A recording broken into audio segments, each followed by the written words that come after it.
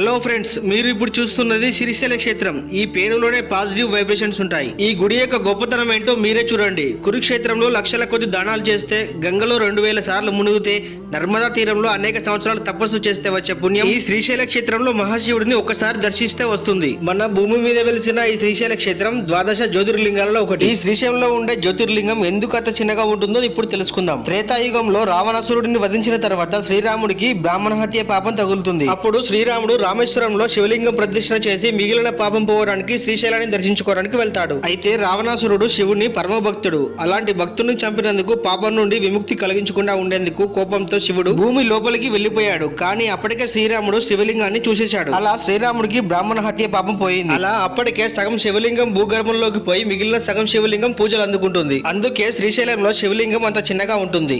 Friends, ఈ video నచ్చితే like చేయండి, షేర్ చేయండి. నెక్స్ట్ వీడియో కోసం మన ఈ ఛానల్ ని సబ్స్క్రైబ్ చేయండి.